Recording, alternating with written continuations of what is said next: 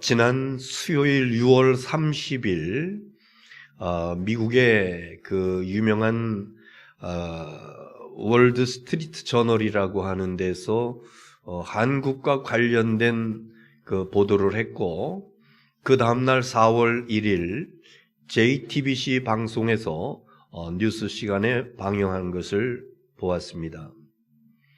그 월드 스트리트 저널에서 한국이 세계에서 가장 먼저 코로나19가 풍토병으로 이행되어지는 첫 국가가 될 것이다, 이런 보도를 했습니다.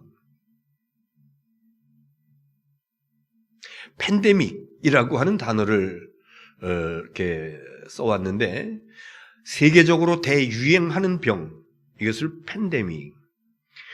그런데 엔데믹이라고 하는 그런 표현을 썼습니다. 풍토병이라고 하는 것을 우리 말로 다시 한번 우리가 이해하기 쉽게 바꾸면은 감염병 주기적 유행, 감염병 주기적 유행. 그러니까 우리가 가을 되면은 그 독감 백신 이런 거 맞습니다. 겨울에 대비해서 겨울철이 되면은 면역력이 떨어지고 이런 분들 독감에 걸리고 이렇기 때문에 미리 백신을 맞고 대비를 하고, 그럼에도 불구하고 수많은 사람들이 겨울이 되면은 감기에 걸립니다. 이제 그런 것과 같은 거다. 풍토병이라고 하는 것은 감염병 주기적 유행. 그래서 일상생활 속에서 너무 위축되어지고 이러면서 그러는 것이 아니라, 이제 오픈시켜 놓고 백신 맞을 거 맞고 또 치료약 준비해 놓고 그러면서 일상으로 돌아가서 경제 회복하고 그 움츠렸던 이런 것들을 이렇게 좀 피는 그런 생활을 하자라고 하는 이제 그런 이야기인 것입니다. 그 저널에서 그 방증으로 삼았던 그 데이터가 뭐냐 하면은 치명률이었습니다. 치명률. 걸려가지고 사망하는 사람들의 그 비율. 미국에 보니까 1.22%입니다. 100명 중에서 1명, 1.22%가 사망을 했어요. 영국은 0.79%, 일본은 0.44%, 한국은 0.12%, 미국의 10분의 1, 영국의 한 6분의 1, 그리고 일본의 한 3.5분의 1, 이 정도로다가 치명률이 낮습니다.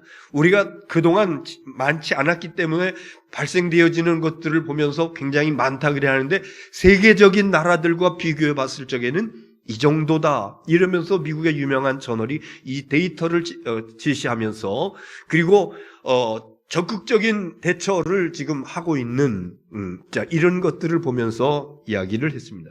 저는 기억합니다. 이 코로나19가 처음 우리 들어왔을 적에 굉장히 조바심을 하면서, 한때는 우리가 주일 예배를 교회에서 드리지도 못하고 예배 순서지 설교문을 유인물로 만들어가지고 나눠드리면서 각자 가정에서 예배 드린 적도 있었고, 그리고 어떤 때는 장로님들 중심 몇 명만 이렇게 드리고 이렇게 송출하면서 드렸던 그런 때도 있었고, 근데 이제는요, 부활주일까지, 앞으로 2주간 동안 부활주일까지 10명까지 모이는 이런 일반 식당 같은데요, 우리 교회는 지금 70%입니다. 모이는 것을 허용을 하고,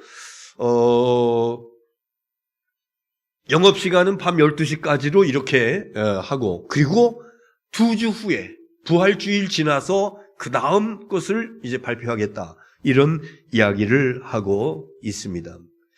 무슨 얘기냐면요, 이제는 국가에서 통제하고 뭐 그런 것이 아니라 개인 방역에 맡기겠다. 치명률은 0.12%, 그렇게 많지 않은 거이기 때문에 뭐 그렇게 위축되지 않고 개인 방역에 맡기겠다, 막 이런 이야기입니다. 그래서 긴장의 끈을 놓자고 하는 얘기가 아니라 개인적으로는 더 조심해야 됩니다. 그래서 이전보다 더 다른 사람들 만날 적에 철저하게 이렇게 준비를 하고 마스크 착용을 좀 철저하게 잘 하고 갖다 들어와서 씻고 집안에 환기시키고 하는 이런 것들, 그리고 더 중요한 것은 마음의 여유라고 생각합니다. 너무 위축돼요. 지난주에도 우리 교회 여러분들이 이제 격리 기간을 거치는 가운데 굉장히 힘들어 하시고, 이제 그 격리 기간이 끝나고, 이제 며칠 더 지났습니다만은 오늘 이렇게 나와서 함께 예배 드리는 거 보니까 얼마나, 감사한지 몰라요. 오늘도 못 나오신 그런 분들 있습니다. 집에서 이 영상으로 예배하시고 있는 것 같은데, 더 이상 이 코로나19라고 하는 것이 우리를 그 캐비넷 속에 집어넣고 문을 잠가버리는 그런 것 같은 것이 아니라, 이제는 풍토병의 하나로서 정상적인 일상생활을 할 수 있다. 그럼에도 불구하고 개인적으로는 이렇게 지혜롭게 개인 방역을 잘 해야 되겠다. 특별히 마음의 여유를 갖자라고 하는 것 가운데 가장 중요한 것은요, 우리가 하나님 앞에서의 신앙심입니다. 그 어떠한 위경 가운데서도 내가 두렵고 떨리고 답답하고 갑갑한 이런 가운데서도 내가 내 믿음을 지킬 수 있다 그러면은, 내가 우리 주님을 바라보면서 기도할 수 있고 찬송할 수 있다라 그러면은 우린 능히 이것을 극복할 수가 있습니다. 믿음 간직하시고 그 어떠한 어려운 일이 닥친다 할지라도 여유롭게 잘 감당해 나갈 수 있는, 승리하는 저와 여러분 될 수 있기를 주님의 이름으로 축원합니다. 오늘 본문 말씀은 성서일과 사순절 5번째 주일 성서일과로 주시는 복음서의 말씀입니다. 예루살렘에서 동남쪽으로 한 3km 정도 떨어진, 그러니까 하루에도 몇 번씩 왔다 갔다 할 수 있는 그런 가까운 거리예요. 베다니라고 하는 동네가 있었는데 그 동네에서 잔치가 열렸습니다.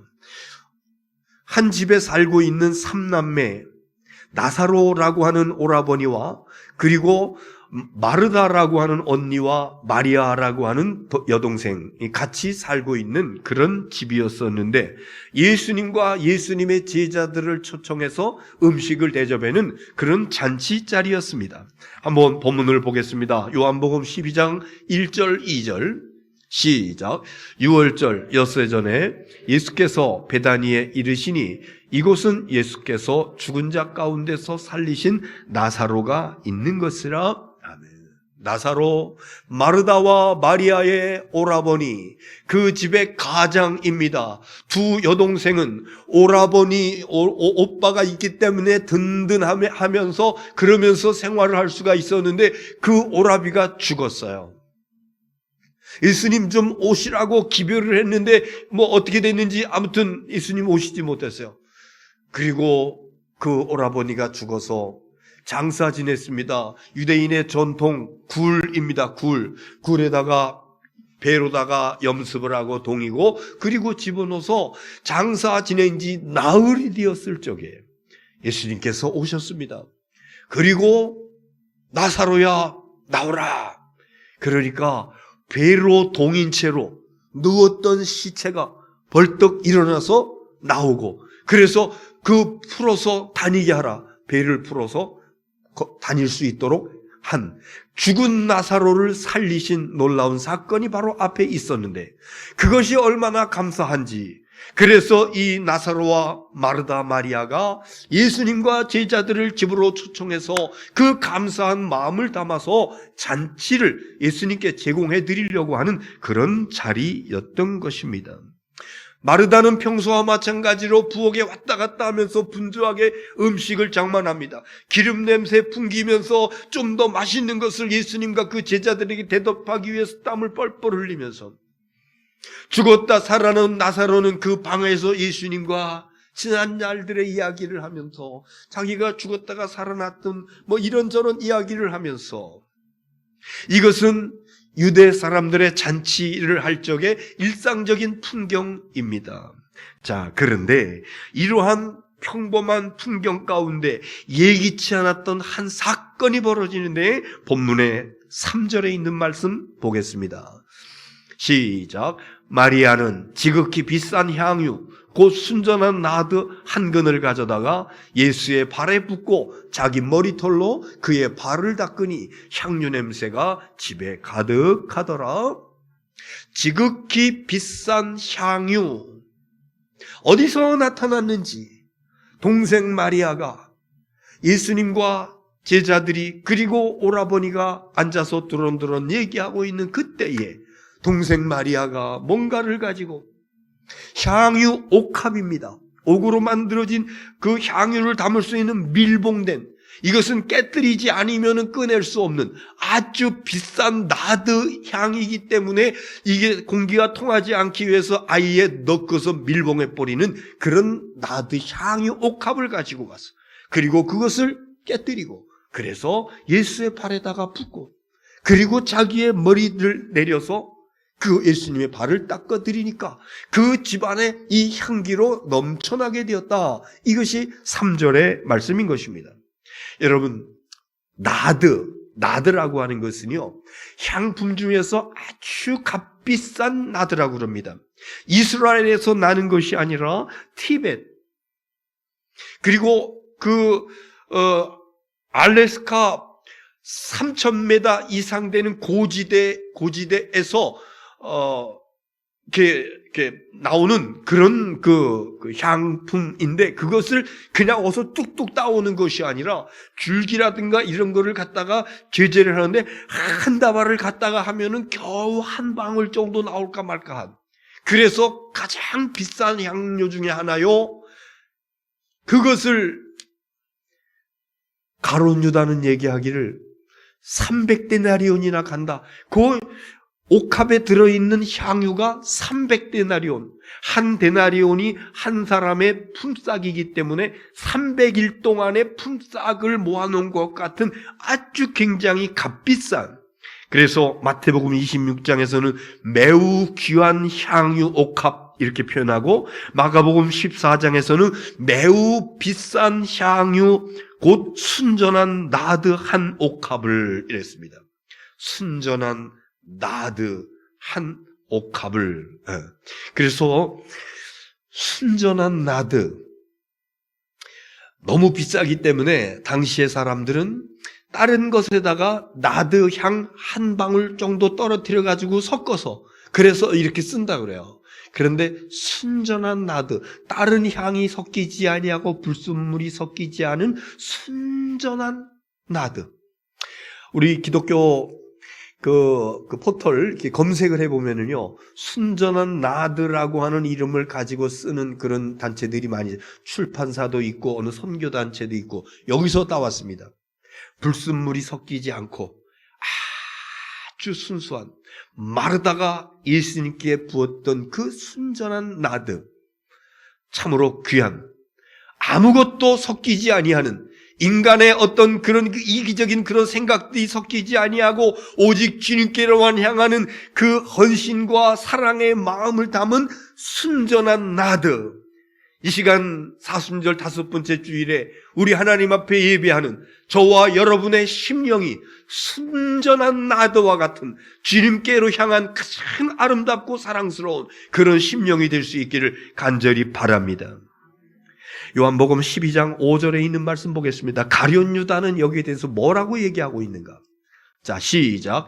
이 향유를 어찌하여 300데나리온에 팔아 가난한 자들에게 주지 아니하였느냐 하니. 어째서 이 300데나리온이나 되는 이 엄청난 비싼 것을 팔아서 가난한 자들에게 주면은 저 사람들이 얼마나 그 배고 허기진 것을 채울 수 있어? 그것을 허비를 해 여기다가 깨뜨려가지고 부어가지고 단순간에 그것을 없애버려? 이런 이야기를 하고 있어요.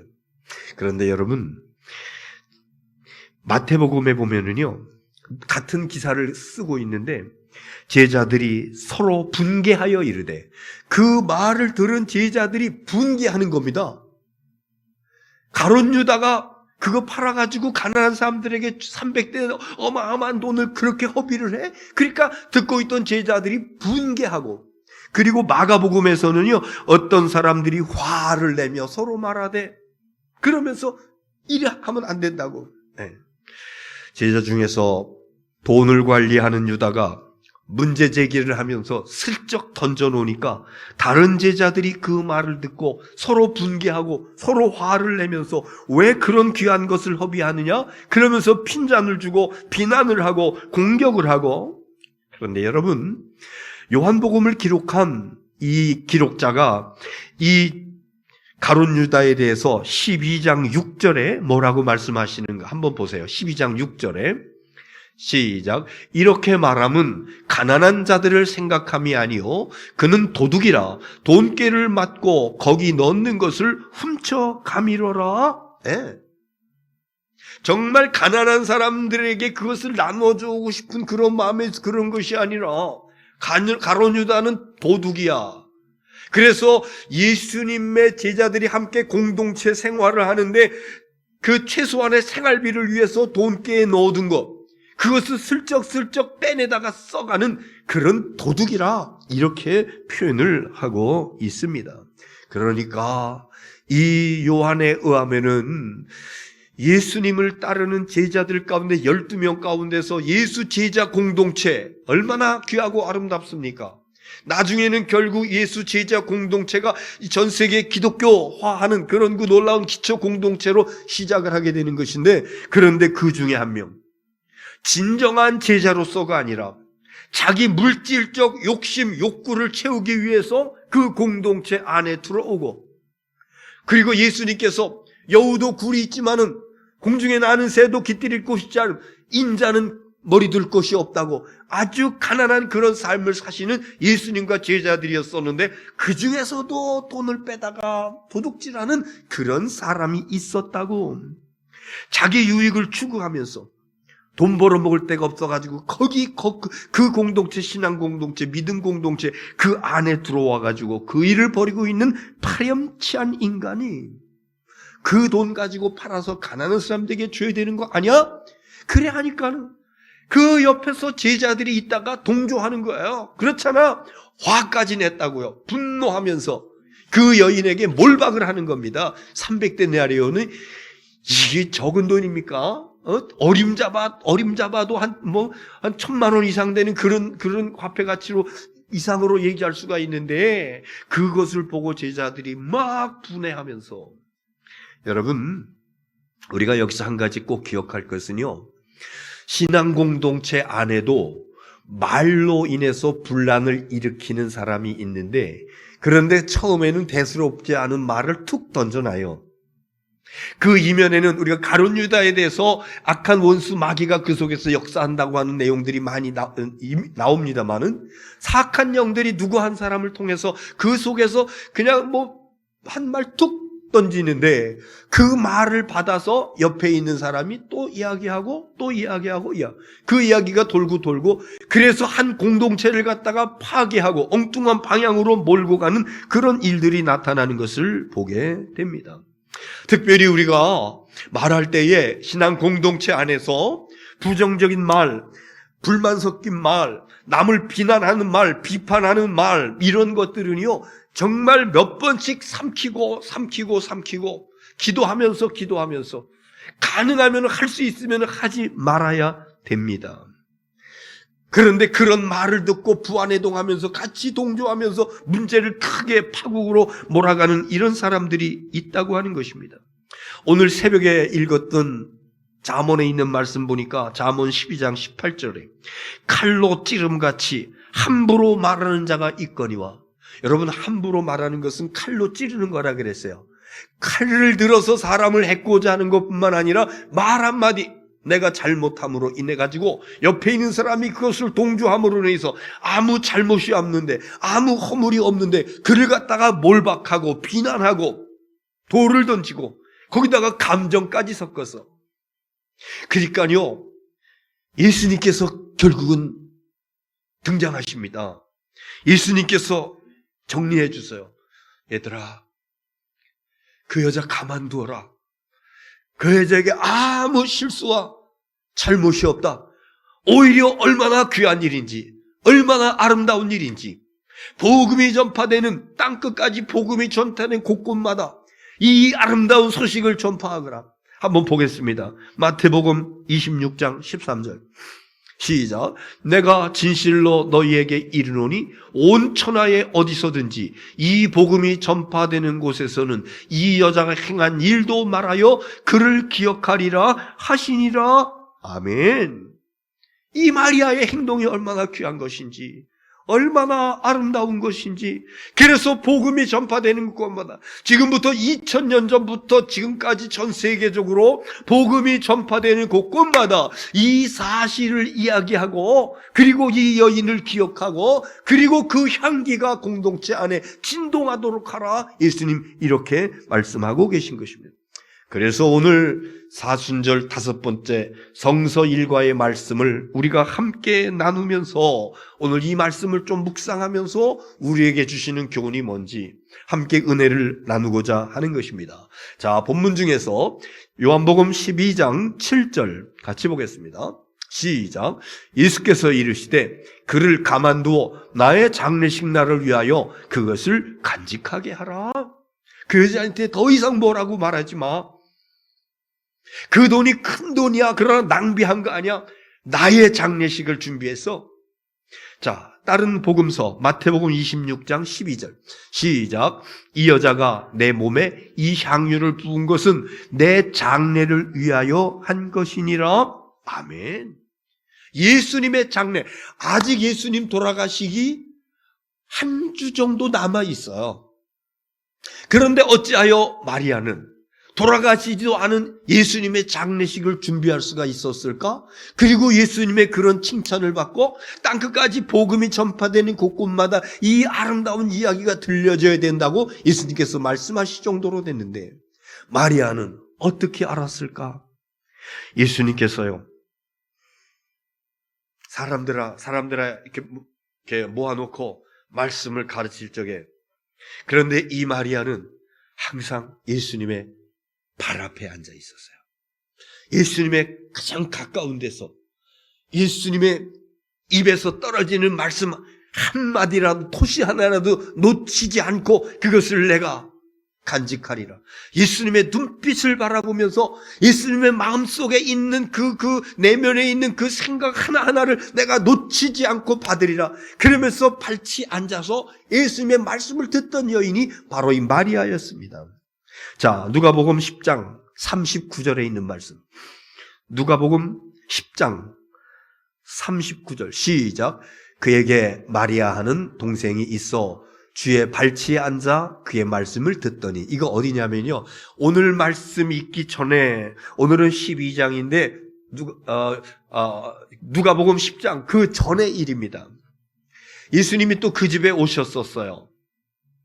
그때 마르다는 열심히 분주하게 식사 음식 준비를 하는데, 그런데 동생은 거들어주지도 않고 방 안에서 예수님하고 대화를 나누고 있어. 그래서 그 언니가 예수님께, 선생님 내가 지금 너무 힘들어요. 땀 흘리고요. 음식 분주해요. 그러니까 마리아에게 명해서 내 일 좀 도와주게 하세요. 그러니까 예수님께서 뭐라고 말씀하시는 거 아니? 42절에 시작. 몇 가지만 하든지 혹은 한 가지만 해도 족하니라. 마리아는 이 좋은 편을 택하였으니 빼앗기지 아니하리라 하시니라. 음식 너무 만들지 마. 그거 많이 만든다고 뭐 복잡하게 이러면서 그러지 마. 간단하게 해. 마리아는 더 좋은 시간을 갖고 있어. 음식 만드는 것, 예수님 대접하는 것 중요하지만, 그러나 말씀 듣는 것도 중요해. 그래서 마리아 이것 빼앗기지 않으리라. 그리고 예수님께서 발치에 앉아가지고 말씀 듣고 있는 마리아를 칭찬하시고 두둔하신 그런 내용을 볼 수가 있는 것입니다. 자, 어떻게 마리아가 예수님의 장례를 준비할 수 있었을까? 어떻게 알고? 그 첫 번째 말씀은요, 예수님 발치에 앉아서 말씀을 듣는 여인이었기 때문이다. 예수님 발 앞에 앉아서 말씀을 듣는 여인이었기 때문이다 라고 하는 것입니다. 자, 마태복음 26장 2절에 있는 말씀 보겠습니다. 26장 2절 시작. 너희가 아는 바와 같이 이틀이 지나면 유월절이라 인자가 십자가에 못 박히기 위하여 팔리리라 하시더라. 예수님께서 제자들에게 내가 곧 팔릴 거야, 십자가에 못 박히기 위해 팔려 죽을 거야. 뭐 이런 이야기들을 예수님께서 계속 몇 번씩 하셨어요. 가까이에서 따르고 있는 이 마리아도 이 사실을 들었습니다. 전에 듣기도 했습니다. 제자들은요, 그 예수님의 말씀을 듣는 둥 마는 둥 한 귀로 듣고 한 귀로 흘려버리는 그런 제자들의 모습이었었습니다. 그런데 마리아는 그렇지 않았어요. 예수님이 곧 돌아가신다고? 예수님이 십자가에 달리신다고? 그러면서 지금까지 있었던 성경에 나왔던 그런 그 말씀들을 쭉 연상하면서 메시아로 오신 그분께서 피 흘리고 땀 흘리고 돌아가시고, 그러므로 인해서 죄 없는 하나님의 어린 양이 피 흘림으로 모든 죄를 사해 주시고 구원에 이르는 놀라운 구원 역사를 이루실 것이라고 하는, 예수님을 보면서 하나님의 어린 양, 메시아로 오신 예수 그리스도야 라고 하는 확신을, 어떻게? 발 앞에 앉아서 매일매일 예수님의 말씀을 듣는 가운데, 그리고 마리아는요, 예수님께서 돌아가실 날이 임박했다는 사실을 피부로 느끼고 있습니다. 마태복음 26장 3절 4절 보겠습니다. 시작. 그때에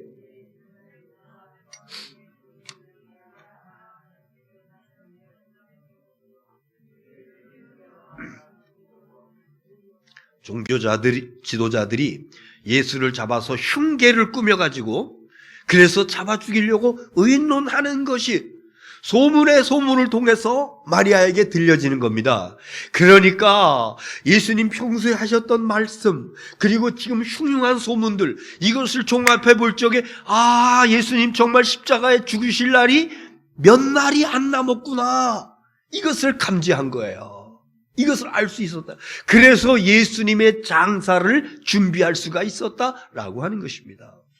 여러분, 오늘 우리에게 주시는 첫 번째 교훈의 말씀은 뭡니까?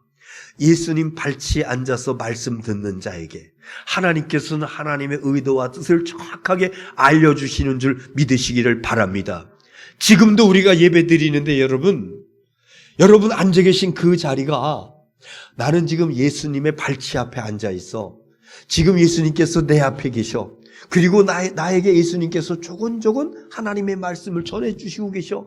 나는 예수님께서 주시는 그 말씀은 한 말씀도 놓치지 않고 예수님의 눈동자와 마주치면서 예수님의 그 마음에서 전달되어지는 그런 그 말씀들을 쿵쿵쿵쿵거리는 그런 그 마음으로 전달되어지는 그 예수님의 내면의 생각들을 나는 하나도 놓치지 않을 거야, 이러면서 사모하면서 말씀을 듣는 가운데, 그 심령에게 제자들도 느끼지 못했던 예수님 바로 며칠 안 있으면 십자가에 돌아가실 것이라고 하는 이 하나님의 비밀의 시간을 알게 되었고, 그러므로 인해서 이 옥합을 깨뜨려서 예수님에게 부은 줄 믿으시기를 바랍니다. 그래서 말씀드릴 때마다 나는 항상 예수님의 발치에 앉겠다. 이것은요, 공간의 문제가 아닙니다. 앞에 계신 분은 한 7m, 뒤에 계신 분은 한 15m. 이 공간의 이게 문제가 아닙니다. 거리의 문제가 아닙니다. 내 마음의 문제예요. 나는 항상 예수님의 발치 앞에 앉겠다. 나는 항상 예수님의 발 앞에 앉아서 말씀을 듣겠다. 여러분, 이 사모하는 그러한 그 심령이 저와 여러분 속에 있어지기를 주의 이름으로 축원합니다. 두 번째는요, 지금 말씀드렸던 예수님께서 몇 번씩이나 예고해 주셨던 말씀, 나는 잡혀갈 거야, 나는 십자가에서 죽을 거야, 이러면서 하셨던 말씀, 그리고 지금 동네에서 소문처럼 퍼지고 있는 종교 지도자들이, 대지사장들이, 서기관들이 서로 작당을 하고 있다라고 하는 이런 이야기를 듣는 가운데서 이 마리아가 생각하는 것이, 더는 미룰 수 없다. 어쩌면 그날이 내일일 수 있어. 어쩌면 예수님 돌아가시는 날이 몇 시간 다음일 수도 있어. 지금 이 시간이 바로 기회야. 이러면서 마지막 기회라고 생각하니까 그렇게 300데나리온이나 되는 어마어마한 그것을 그냥 여지없이 깨뜨려서 예수님께 부을 수 있는 그런 결단을 할 수가 있었다라고 하는 것입니다. 나는 예수님 돌아가시고 난 다음에 그 시신에다가 이걸 발라드릴 거야. 유대인들은 그런 관습이 있어요. 우리는 장례식장에서는 그 향을 바르는 것이 아니라 대체적인 것으로 뭘 하죠? 향불을 피워요. 향불을 피우는 이유 가운데 한 가지는요, 그 냄새를 중화하는 그런 의미가 있습니다. 모르겠어요. 뭐 귀신과 연관되어진 뭐가 있는지 모르겠습니다만 대체적으로 냄새를 중화하는 그런, 유대인들도 그 향이 아주 풍성한 그것을 갖다가 향을 갖다가 시신에다 발라드리면서 부패할 때 나는 그런 그 냄새를 이제 이렇게 반감시키는 그런 것 풍습이 있는데, 이 여인은 나는 예수님 돌아가시고 난 다음에 그것 바라드리지 않을 거야. 난 예수님 살아계실 적에, 예수님 살아계실 적에 장례식을 준비할 거야. 하나님의 아들 메시아 예수 그리스도, 그분의 장례식이 그냥 험하게 치러지는 그것을 나는 볼 수 없어. 나는 내가 가장 귀한 것을 가지고 가장 귀한 것을 쏟아서 그분의 장례식을 미리 치를 거야. 그런 아주 준엄한 생각을 가지고 예수님께 이 향유를 부었다라고 하는 것입니다. 무슨 얘기냐 하면은요, 주님과의 관계성 속에서 사랑의 기회를 잊어버리지 아니했다라고 하는 것입니다. 우리가 살아가면서 만일 많은 그 기회를 만나는데, 그런데 그 기회를 잃어버린 그런 경우들도 많이 있고, 그런데 기회를 잃어버린 경우도 있지만은 여러분 한번 지난 날 돌이켜보세요. 예수님과의 관계성 속에서 나에게 어떤 기회가 왔었는데, 그런데 그 기회를 잃어버리지 아니하고 기회를 잡았어요. 그런데 그것이 나에게 얼마나 아름다운 추억으로 남아있는지요. 주님께서 나에게 주신 주님을 사랑할 수 있는 그런 기회가 있었는데, 모른 척하고 외면하면서 돌아설 수도 있었는데, 그렇지 아니하고 마리아와 같은 그런 심정으로 주님 하나님께서 나에게 주신 귀한 기회입니다. 그러면서 주님의 배 사랑을 다 쏟아 부어놨어요.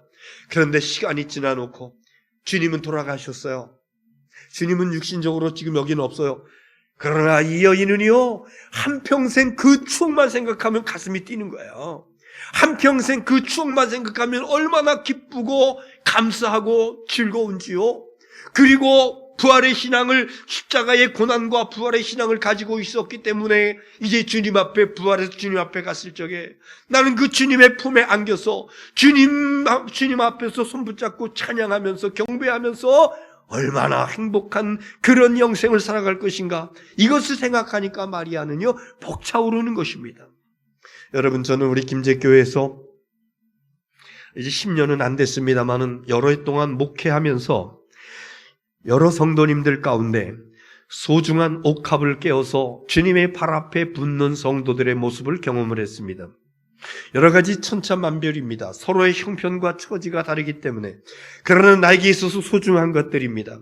나에게 있어서 정말 요긴한 것들입니다. 이것이 어떤 재능이 될 수 있고, 이것이 어떤 물질이 될 수 있고, 이것이 어떤 나에게 있는 소중한 그런 거 있을 수가 있습니다. 그런데 그것을 주님의 발 앞에 깨뜨려서 드리는데 그게 아까운 생각이 들지 않습니다. 그러니까 헌신을 하고, 그러니까 충성하고, 그러니까 봉사하고, 제가 그것을 기억하면서 생각할 적에 기쁜데, 본인들은요, 내가 그때 힘들고 어려울 적에, 내가 그때 건강도 좋지 아니했는데, 그런데 그 일을 감당하면서, 그러면서 주님의 발 앞에다가 이 옥합을 깨어서 향기를, 향유를 붓는 그 같은 그러한 그 모습, 그거 생각하면요, 지금도 기뻐할 거예요. 지금도 감격스러울 것입니다. 그런데 어떤 분들은요, 그런 기회가 왔었을 적에 외면했어요.